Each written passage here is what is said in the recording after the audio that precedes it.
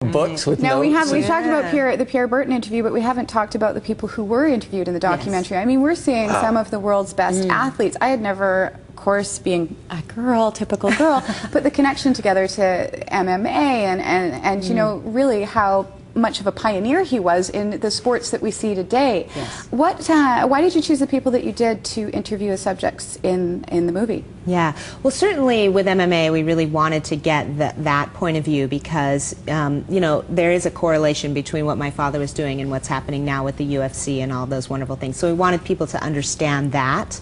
And then also, you know, it's wonderful that people like Kobe Bryant and Paul Rodriguez, who's a professional skateboarder, are so influenced because my father, really, when he was talking about his philosophy, it was more about the philosophy of movement, more than, and how to live your life.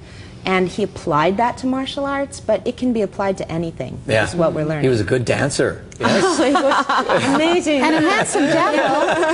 Yes, yes. He was. He, as you know, he was the cha-cha champion of Hong Kong. Yeah. And he carried in his wallet a little note card that had listed 108 different cha-cha steps. You're kidding me. No. Yeah, and they go and break it down. I mean, the whole thing is so beautiful, Linda, but, you know, I can't help because, you know, there's a very similar situation in my family. I was talking to you guys about it before. My father passed away the same year. I was the same age as Shannon was. And has it been a struggle for you, Linda? I mean, over the years, because people obviously want to talk about this man, this legend, this brilliant human being. You know, it's been an evolution, I must say, because when Bruce died in 1973, his latest film, The Enter the Dragon, had not even been released. Yeah. So he was a big star in Hong Kong, but the world didn't know about him.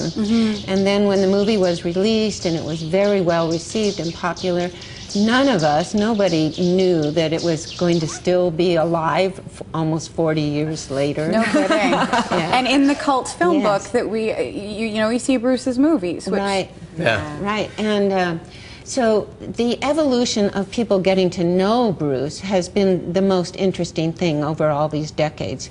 Because at first people would just think of him as a martial artist or an actor or even just a guy who had stunt doubles and everything. You know, they didn't know he was the real thing. You know? And so the unfolding of his entire personality, his depth, has been very rewarding to us, and this film really exhibits that. And the other thing is, being that it's done by the family, you address the mystery of his death, put it to rest, this is what happened, there you go, and people can watch the movie to hear it straight from the family, which I think is very nice. You guys, thank you so much for joining us. Thank you. And congratulations on all the great work that you do. The Bruce Lee Foundation, of course, carries on his philosophy and his legacy, working on a museum right now, and that's we are, yes, the close. Bruce Lee Action Museum in the Seattle, Washington area. Really close to us, so people can visit. Now, you have to see this documentary. It is an absolutely amazing tribute to Bruce Lee. It's called I Am Bruce Lee, and it will screen at Cineplex Theaters March